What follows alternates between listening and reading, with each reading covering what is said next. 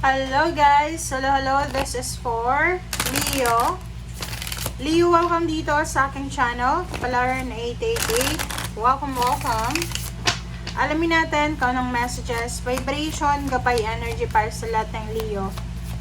Okay, Leo, please comment down below guys if you are resonated. Titingnan natin kung ano yung mga dapat nyong expect.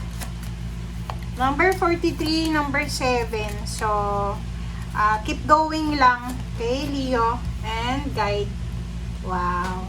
So, Leo, number 38. So, 8, 9, 10, 11. So, kung nagmamanifest ka ng katulong, nagmamanifest ka ng kakampi, sa nakikita ko sa'yo dito, posibleng makakahanap ka, Leo, ng kakampi, ng guide, ng trustworthy na tao na pwede mong mapagsabihan ng mga problema mo or ng mga taong makakatulong sa'yo. Okay, next is endurance. So, keep going lang. So, sinasabi ng bara sa'yo na kung ano man daw na ginagawa mo, just keep going lang. Okay, keep going lang, Leo.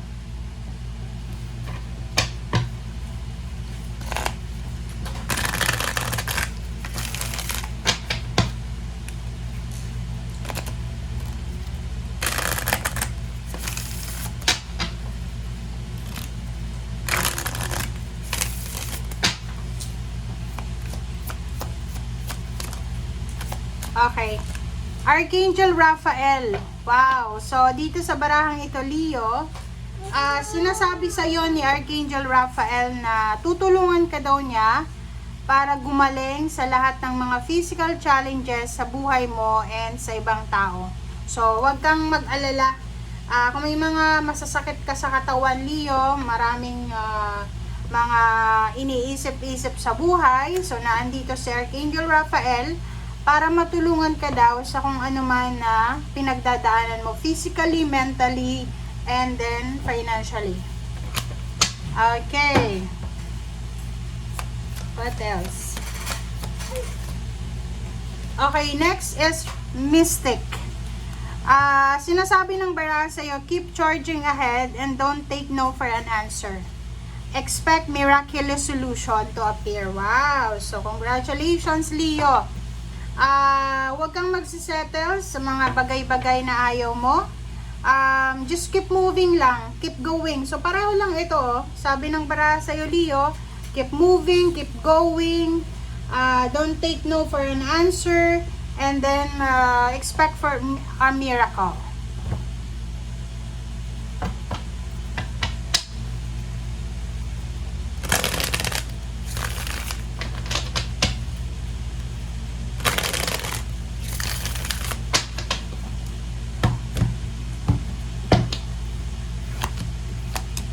Okay, next is King of Cups and the Chariot. So, sinasabi ng bara sa'yo dito na Leo, congratulations kasi pwedeng makatanggap ka ng mga offers, job offers sa malayong lugar. Pwedeng international or local pero malayo siya sa kinalalagyan mo sa ngayon. There's an offer also of success. There's an offer of free travel, free car, free lahat. So, nakikita ko sa'yo dito na may mag-offer sa'yo or makakakilala ka ng isang tao na siya ay matutulungan ka niya sa kung ano man ang mga pangangailangan mo sa buhay. Okay, next is 5 of Cups and 4 of Pentacles. So, dito sa barahang ito, sinasabi ng bara sa'yo na may mga Leo dito na you are waiting na kumbaga makapag-save ng pera, parang ganon. So, sa nakikita ko sa'yo dito, pwedeng nagsisave ka ng pera ng pakonti-konti and medyo nag-aano ka, na nag-aantay ka kung kailan mo ba mabubuo itong lump sum of money, kaya ka nag-iipon. Yung iba din sa inyo, Leo, pwedeng marami kayong pera dati or may trabaho kayo dati or mayroon kayong source of income dati and then pwedeng natigil siya. So, ngayon, pwedeng nanghihinayang ka. Yung maybe there's a regrets na sana ipinagpatuloy mo yon para hindi ka ngayon nahihirapan. Okay, Six of Wands and the Emperor. There's a Leo also na makakatanggap kayo ng recognition, ng awards, ng rewards, ng appreciation. There's a victory and success, public recognition, may mga promotion din. Meron din na power. So, may promotion na posibleng ilalagay ka sa ibang branches na malayo. Nakikita ko rin sa'yo, appreciated ka. May mga congratulatory messages ka na matatanggap. Kung nag-a-apply ka ng trabaho several years na, maybe 6 or 4 years ago, possible na matanggap ka ngayon. So, isang unexpected na, like for example, approval, confirmation of admission, parang ganon. So, marami kang matatanggap na congratulatory messages from people around you. Emperor and Empress. So, sinasabi ng baraha sa'yo dito na take care of your physical health. Kasi yun yung pinaka-importante eh. Health is wealth. Kasi kung yung health mo ay hindi maganda, maapektuhan yan kung ano yung everyday life mo, yung excitement mo, ganyan. So, you need to take care of your body, take care of your relationship, take care of your job. So, nakikita ko you're inspired eh. Sobrang inspired ka.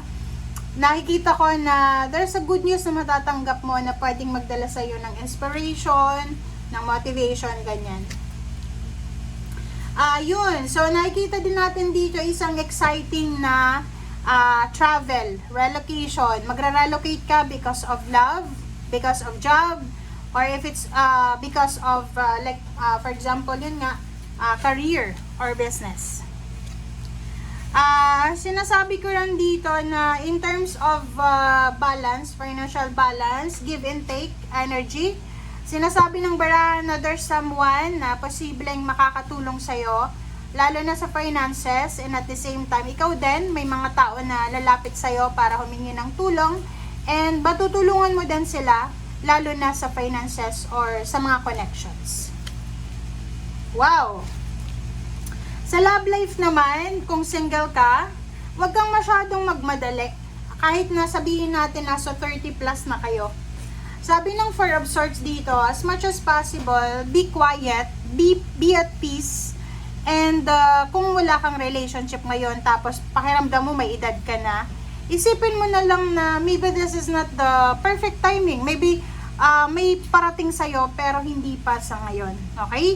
Sa nakikita ko, may iba sa inyo dyan hindi makatulog sa gabi because of mga emotional problems or love life problems. Huwag kayong masyadong mag-dwell sa relationship issues na yan. Mas bigyan nyo daw ng focus and pansin yung mga financial issues nyo sa buhay. Okay? Thank you. Bye!